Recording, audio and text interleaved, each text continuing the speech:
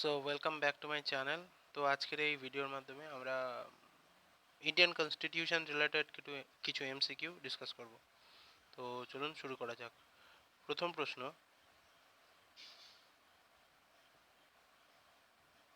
ওকে।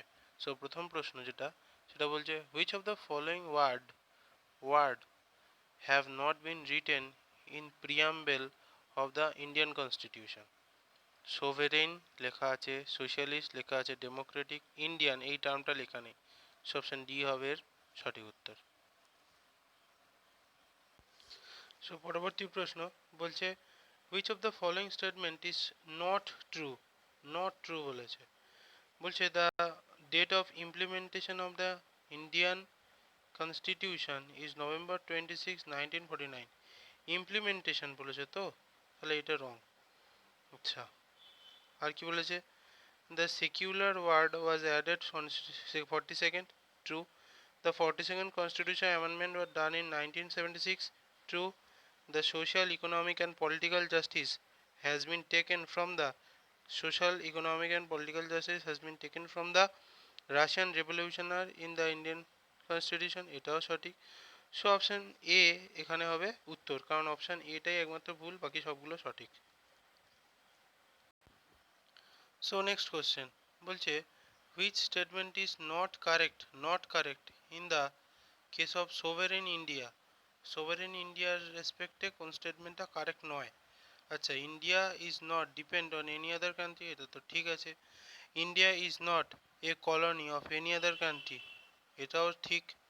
বলছে India can give any part of its country to any other country, India নিজে থেকে দিতেই পারে, হ্যাঁ সেটাও ঠিক। বলছে India is obtain two ওবে United nation in the internal affair. না, কেন? ইন্টারনাল অ্যাফেয়ারের কি ডিসিশন নেবে সেটা ইউনাইটেড নেশনের উপর ডিপেন্ড করে নেই। সো বাকি সবগুলো ঠিক হলেও অপশান ডিটা হচ্ছে রং। সো এখানে অপশান ডি হবে সঠিক উত্তর।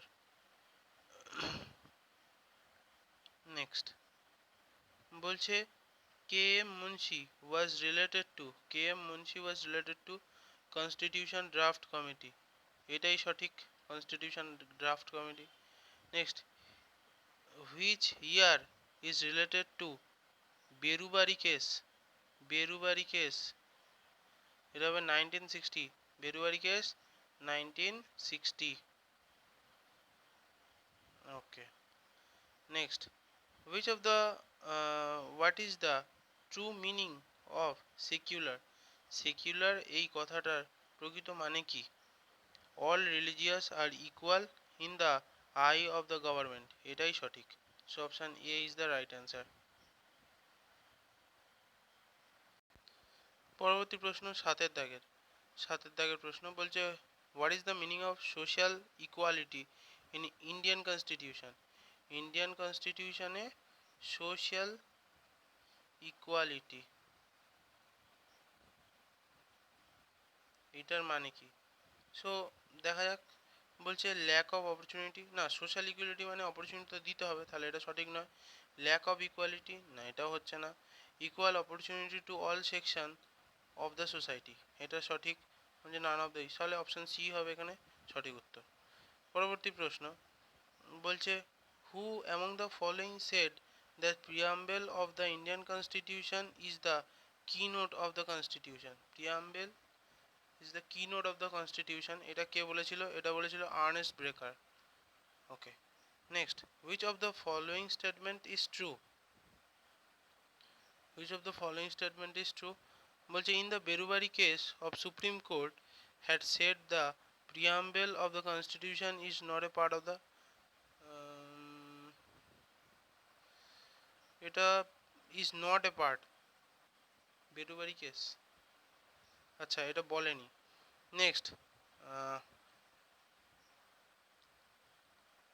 in the Keshavananda Bharati case, the Supreme Court had said that the preamble of the Constitution is a part of the Constitution.